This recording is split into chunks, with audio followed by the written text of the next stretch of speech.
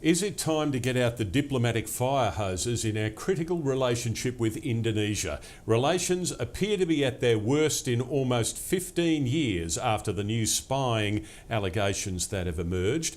A regular on Breaking Politics each Wednesday is the Parliamentary Secretary to the Prime Minister, Josh Frydenberg, and he has a special relevance in this issue because, Josh, you've written on Indonesia, Indonesian security in particular. Before we get into the questions, explain. Oh, well, I've been a long-time student of Indonesia, Australia's close friend and neighbour. And when I was at Oxford doing a master's degree, I did my thesis on Indonesian strategic culture and the role of the TNI, the Indonesian military, because it had both a military role, Tim, as well as a political role. So I've been a student of Indonesia and I respect the country greatly. And SBY, as we know, the Indonesian president, comes from a military background. Sure. But is it fair to say that he has been a very good friend, not an enemy of Australia? Oh, absolutely. SBY, winning 2 terms, is somebody who's not just respected for his military background, but also he has been a bit of a technocrat, having achieved a PhD, I think, in agricultural science. He's also visited Australia and has developed a very close relationship with a number of our politicians, in particular John Howard.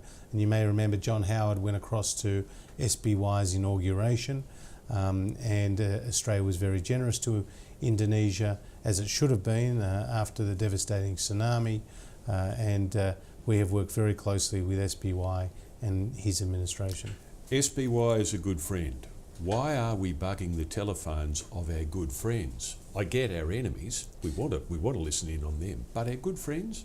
Well, Tim, I think the Prime Minister summed it up very well yesterday in Parliament when he said, look, we do not comment on specific intelligence matters. This has been a long-standing tradition of both sides of politics, but at the same time, we make no apologies for what we do to protect Australia's interests and to support our allies and friends, and Indonesia is a friend of Australia. So I don't think we'll get into the details of some of these allegations other than to say what Australia has been doing or is not doing is always taken in the context of the national interest. Indonesia's Foreign Affairs Minister Natalegawa Legawa says they will continue to downgrade the relationship with Australia until they get a formal response. Will they get one? Well, look, I think Tony Abbott said yesterday that if there's been hurt caused by these media reports, then that is something that we regret. But Australia doesn't make apologies for what it does to protect its national interests. And Australia and Indonesia have a number of mutual interests, really important mutual interests, not just economic, not just political, but also in the strategic security space. So we work very closely together. Indeed, after the tragedy of the Bali bombing, which was devastating for Indonesia and for Australia, we work very closely together. And those interests, Tim, continue, and we must work together to tackle those interests. We can't work apart. Okay, but it's a contradiction to say on the one hand he's a good friend, he's trusted, and we work well with him, and on the other, at least silently acknowledge that we bugged his telephone and not apologise, not even guarantee that we won't do it again. But look, all governments, and not commenting on any specific matters here, but all governments, gather information. I saw one headline in the newspaper today: is "Stay calm because everyone listens to everyone," and that sort of sums it up. That's only part true, though. I mean, we don't endeavour to bug the leaders in the Five Eyes, the so-called core intelligence group, because we have an agreement that we won't do it. Aren't we necessarily placing those relationships above Indonesia? Well, look, Tim, I don't want to go into the specifics other than to say, the Indonesian relationship is absolutely critical to Australia. It's a friendship. It's a long-standing one.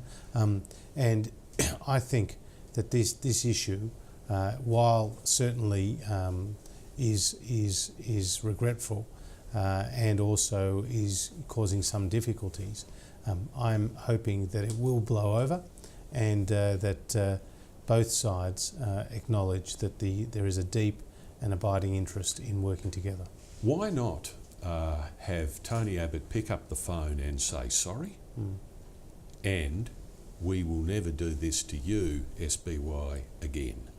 Well, that's two simple things to say. Well, Bill Shorten, I noticed, was saying something similar to that, Tim.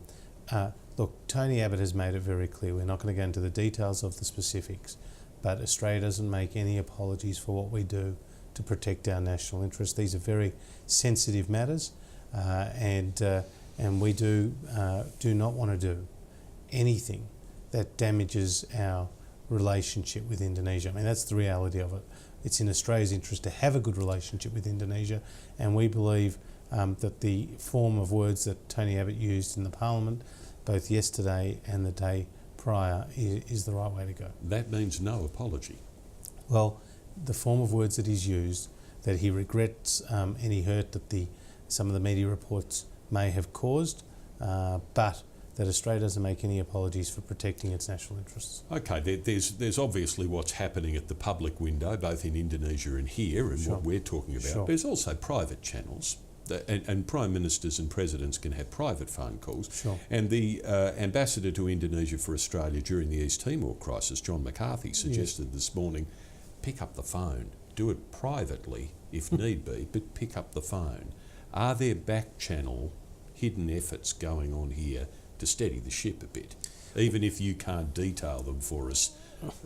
Well, I'm not privy to what is going on behind the scenes. I mean, that would be a question for the Foreign Minister and for the Prime Minister only, other than to say there is lots of means of communication with Indonesia, and I'm sure there is some productive discussions taking place.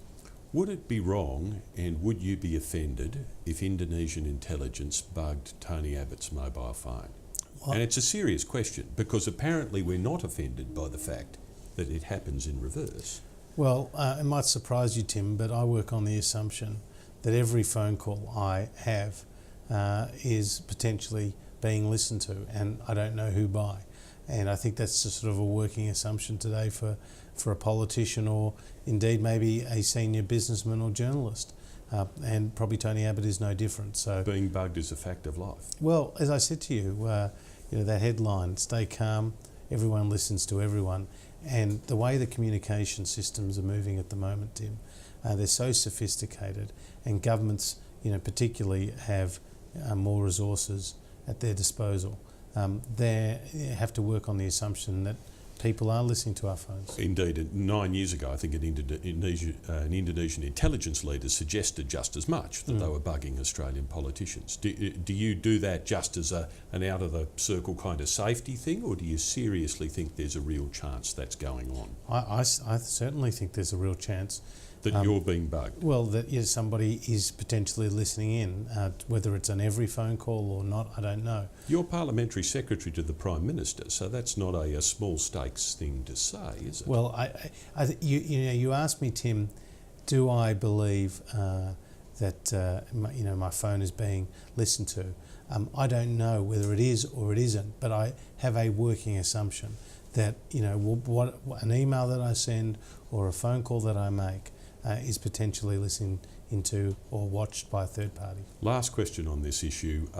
Almost 10 years since Philip Flood conducted the last significant inquiry into Australia's intelligence services. Should we have a new look at what we do, how we carry on intelligence, how far we should take these kind of things?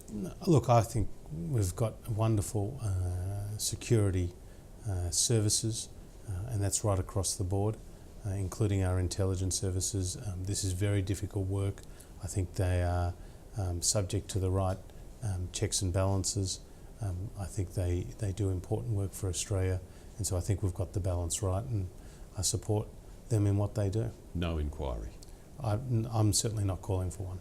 Should the government intervene in the case of Colin Russell, the Tasmanian Greenpeace protester now held in Russia on piracy and hooliganism charges? Well, Tim, a couple of points here. First, Australia has been extending consular assistance to him, and we were able to speak to him in the court, and I understand are seeking their ability to speak to him in the detention facility.